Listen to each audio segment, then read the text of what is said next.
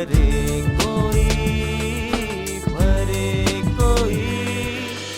वो देखो मम्मी, वो देखो, मेरा बिट्टू मुझे बुला रहा है मम्मी, बुला रहा है। कुछ नहीं होगा तेरे बिट्टू को, कुछ नहीं होगा उसे। मैं उनसे खुद बात करूंगा। मां को अपने बच्चे से अलग करना किसी का अधिकार नहीं है। बेटे, मैं जाके उनसे बात करूंगा, तुम घबराओ मत। नहीं पापा, आप अकेले नहीं जाएंगे, मैं भी आपके साथ चलूंगी। वो लोग बहुत नीच हैं, न जाने आपके साथ कैसा व्यवहार करेंगे। आप रेशम को साथ ले जाइए। ठीक है मेरे बच्चे, तुम भी मेरे साथ चलोगी। आज फैसला होकर ही रहेगा।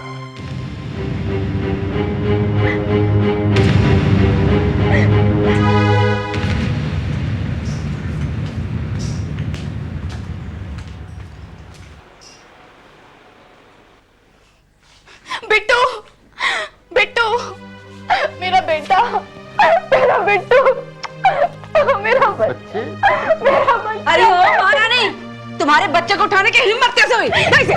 बहन जी, एक माँ को अपने बच्चे को उठाने के लिए हिम्मत की नहीं बल्कि ममता की जरूरत होती है। अरे ये क्या जाने ममता बमता।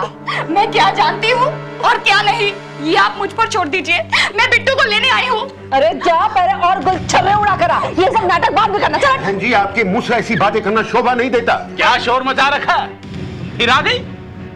सेवाराम जी, लगता है कि आप हमसे बहुत नाराज हैं। तो और क्या करूं?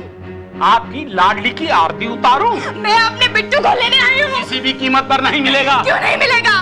बिट्टू मेरा बेटा है और बच्चे पर पहला हक उसकी माँ का होता है और मैं अपना हक लेकर रहूंगी। अरे चल चल, बढ़िया ही हक वाली फालतू की बात मत कर। सेवाराम जी, देखो, यहाँ से चुपचाप चले जाओ, इससे पहले कि मैं तुम्हारी लाडली बेटी की काली करतूतों को। देखिए सेवाराम जी, आपको जरूर कोई गलतफहमी हुई है। मुझे कोई गलतफहमी नहीं हुई है। आपकी लाडली ने हमारी नाक कटवा दी है। जाओ यहाँ से। बस, बहुत हो चुका। मुझे मुंह खोलने पर मजबूर मत करो, मत करो मुझे मजबूर, समझे? चुपचाप मुझे मेरा बिट्टू वापस कर दो। चल, सेवाराम ने बहुत सहन कर दिया। निकल जाओ, निकल जाओ गिरधारी लाल जी। अरे हट, हाथ हटा। अरे चल, चल यहाँ से। अरे हमने नहीं तुझे मारे। आप जाइए, अपनी बेटी की काली करतूतों को देखे। अरे जाइए, अपनी बेटी मेरा बिट्टू, बिट्टू, मेरा बिट्टू, बाबा मेरा बिट्टू, मेरा बच्चा जाइए बाबा। कितना बड़ा धोखा हुआ है हम लोगों के साथ। इंसान नहीं, जानवर हैं वो लोग। मैंने आपको कहा भी था कि शादी से पहले अच्छी तरह से छानबीन कर लीजिए, पर मेरी बात सुनता ही कौन है? देखो लाजू, इंसान के माथे पर कुछ नहीं लिखा होता है, बस इंसान पर विश्वास किया जाता है। अपने विश्वास का नतीजा देख लिया ना आपने? एक मुद्दत से बेटी घर पर बैठी है। देखो लाजू, अगर हम इसी तरह एक दूसरे पर दोष देते रहेंगे तो इससे कुछ फायदा नहीं होगा। हमने जो कुछ भी किया बस रेशम की भलाई के लिए किया ना। तो क्या हम यूं ही हाथ पर हाथ धरकर बैठे रहे? बस यही तो मेरी समझ में नहीं आ रहा है कि हमें करना क्या चाहिए। देखिए, अगर सीधे से बात नहीं बनती तो आपको मोहन से मिलना चाहिए। मैं मिजोरम चला जाऊं? बिल्कुल, आप मिजोरम जाइए, मोहन से बात करिए और ये जानने की कोशिश करिए कि आखिर उसका इरादा क्या है। क्या उसने इसीलिए शादी की थी? मैं अकेले जाऊं? नहीं पापा, आप अकेले नहीं जाएंगे, मैं भी आपके साथ चलूंगी। हालात से मजबूर होकर रेशम अपने पिता के साथ अपने पति मोहन से मिलने मिजोरम चली गई। मेहता साहब, one last lovely pack. Dear Captain, no thanks. Major Punjabi, what about you? No, no. Thanks a lot. मैं अपना कोटा पहले ही पूरा कर चुका हूँ। And as you know, major Punjabi कभी अपनी लिमिट क्रॉस नहीं करता। You said it. हर फौजी ने अपनी लिमिट क्रॉस नहीं करनी चाहिए। आप बिल्कुल ठीक कह रहे हैं सर। अरे सर, फौजी की जिंदगी असूलों पर ही टिकी होती है। You said it, Punjabi. अभी चलते हैं ना? Yes, sir. अभी We लेट हो should take a moment. Come. Thanks a lot for a nice Thank you, drink. sir. अरे रेशम जी आप, what a pleasant surprise. Captain आपने बताया नहीं आपकी फैमिली आ रही है? हाँ?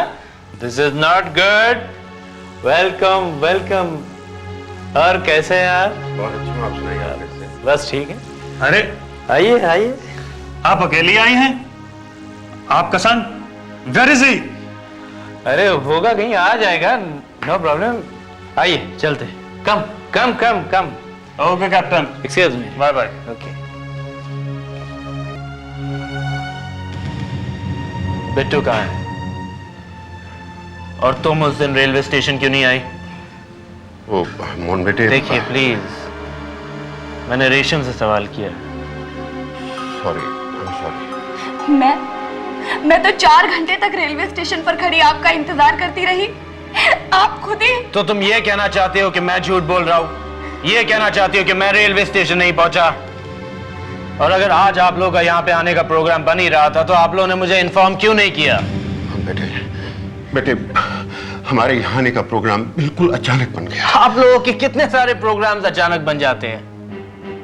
एनीवे, देखिए मैं अब आप लोगों से बात नहीं करना चाहता क्योंकि मैं नशे में हूँ और एक फौजी नशे में बहस नहीं बल्कि अपने आप को एंजॉय करता है, इसलिए। मोहन बाबू प्लीज, गुस्सा थूकिए प्लीज। मोहन बाबू, अगर हमसे कोई गलती हुई हो ना तो हमें माफ कर दीजिए, हमें माफ कर दीजिए। मोहन बाबू, मैं आपके पाँव पड़ता हूँ। देखिए प्लीज उठिए। मोहन बाबू, अगर हमसे कोई गलती हुई हो तो हमें भगवान के लिए माफ कर दीजिए। मेरी बेटी नादान है, मेरी बेटी नादान है, इसे माफ कर दीजिए। मोहन बाबू से माफ कर दीजिए। 100% रॉन्ग। बेटे, आपकी बेटी नादान नहीं बल्कि बहुत समझदार है और मेरे हिसाब से कुछ ज्यादा ही समझदार है। बेटे, बड़ी उम्मीदों से एक बाप बेटी की खुशियों के लिए आपसे भीख मांग रहा है, प्लीज इसे माफ कर दीजिए। देखिए प्लीज, हम कल बात करेंगे, हम बाद में बात मैं करेंगे। आपके पाँव नहीं छोड़ूंगा। प्लीज ये सब मत कीजिए, हमें माफ कुछ नहीं होने वाला है। प्लीज उठिए, देखिए प्लीज, मुझे शर्मिंदा मत कीजिए आप, प्लीज प्लीज। पापा, मेरी वजह से आप अपने आप को इतना मत गिराइए, पापा मत गिराइए। प्लीज हमारे समाज में पिता का दर्जा यहाँ नहीं, यहाँ होता है, यहाँ। पापा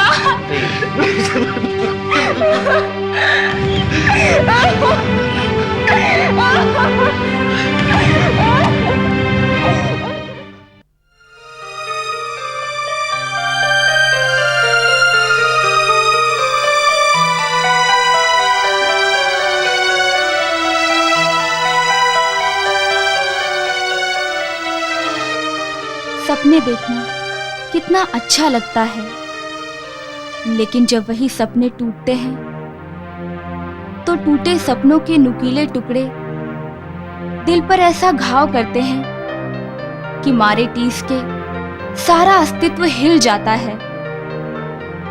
मोहन को मुझसे नफरत क्यों है? शायद वो कानों सुनी बात पर ज्यादा विश्वास करता है। उसी आधार पर उसने कितना उल्टा सीधा सोच रखा है मेरे बारे में। न जाने हम दोनों के बीच खड़ी ये गलत फहमी की दीवार कब गिरेगी, कब मेरा मोहन मुझे पहले जैसा प्यार करेगा।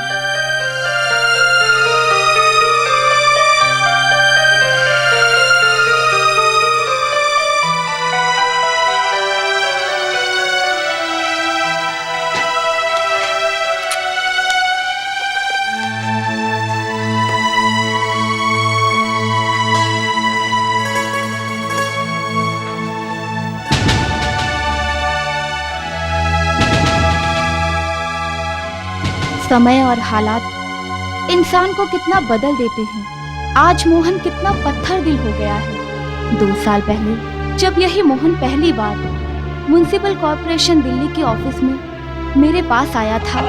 Thank you for the compliment, you pretty beautiful girl. Excuse me. Yes.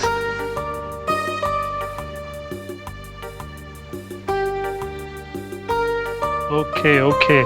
Gentlemen, she is the right person for this. Resham, देखो, I'll just join you. Just see this. आप बैठिए, मैं अभी आती हूँ।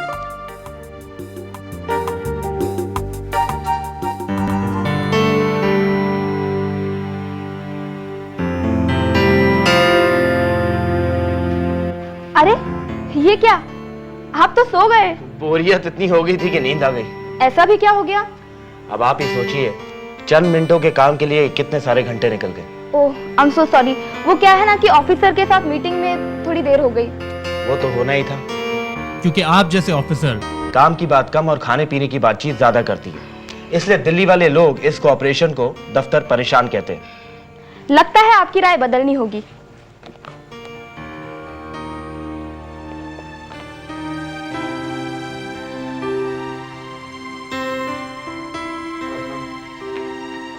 लीजिए, आपके पेपर्स ठीक कर दिए हैं। अब तो आपकी शिकायत दूर हो गई होगी। जाइए, जमा करा दीजिए। थैंक यू मैडम, आपने बिना कुछ लिए दिए मेरा काम कर दिया। कहीं मैं एक सपना तो नहीं देख रहा हूँ? सपने जरूर देखिए, मगर रात में। मिस्टर मोहन, कैप्टन मोहन सिंह मेरा नाम है और आपका नाम है मिस रेशम। आपसे मिलकर बड़ी खुशी हुई। मगर एक मिनट, आपको मेरा नाम किसने बताया? एक्चुअली जब मैं अंदर आया तब आपके एक कोलीग आपका नाम लेके कुछ रोमांटिक बातें कर रहे थे। Anyway, nice to meet you miss Resham. आप जैसी मेहनती और ईमानदार लड़की की इस देश को बहुत जरूरत है। आपने तो कुछ ज्यादा ही प्रशंसा कर दी। बिल्कुल नहीं, मैंने तो सिर्फ सच कहा है। आप जितनी खूबसूरत है, आपके विचार उससे भी ज्यादा खूबसूरत है। रेशम,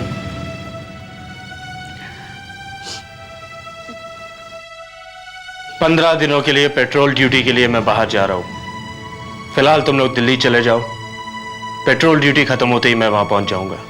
क्या मैं यहाँ नहीं ठहर सकती? जैसा कहा गया है वैसा करो। सुनिए,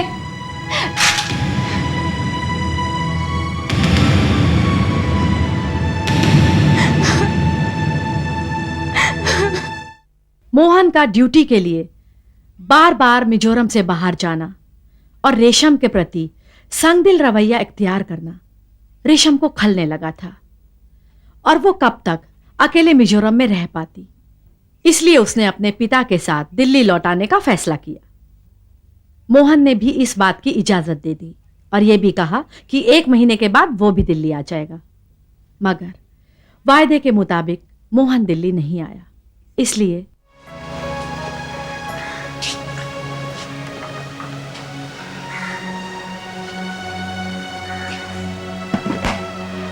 अब क्या करें बेटी, शाम भी हो गई है।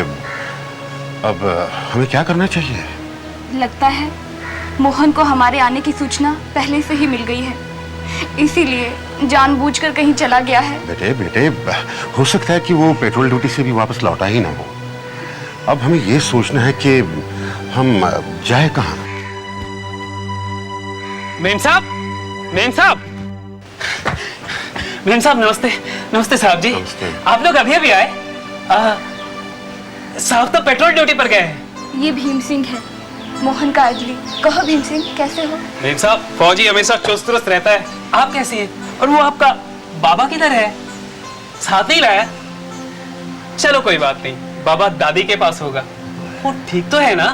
भीम सिंह, क्वार्टर खोलो। मगर चाबी तो साहब के पास है। क्यों? चाबी तो तुम्हारे पास रहती है ना? मेम साहब, आप शायद भूल रही हैं, कप्तान साहब ने आपके सामने ही तो मुझे दूसरे जगह भेज दिया था। तो क्या आप कोई और अर्दली रख लिया है? नहीं, कोई दूसरा अर्दली नहीं है। लेकिन बेटे, हम अब जाएगा कहाँ? डोंट वरी साहब, आपके रहने का इंतजाम हम सर्किट हाउस में कर देते हैं। आइए मेरे साथ। चलो बेटे। जब तक साहब पेट्रोल ड्यूटी से वापस आते हैं, आप लोग यहीं आराम से रहिए। उधर पास में ही कैंटीन है, मैंने चाय के लिए कह दिया है। तो फिर कल सुबह मैं वापस आऊंगा। और वैसे आपको कुछ मंगाना है तो बताइए। ऐसा तो कुछ भी नहीं मंगाना। और यहाँ के इंचार्ज थापर साहब हैं, मैंने उनसे सब कह दिया है। अगर किसी भी तरह की कोई परेशानी हो तो आप उनसे जाकर के कह देना। तो मैं चलूं?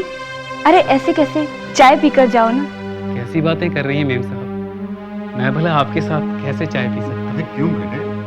साहब, मैं तो एक अर्दली हूँ और एक अर्दली भला मेम साहब के साथ कैसे चाय पी सकता है? मैं चलता हूँ। ठहरो भीम सिंह, एक अर्दली नहीं मगर एक भाई अपनी बहन के साथ तो चाय पी सकता है ना। जी मैम साहब। चलो।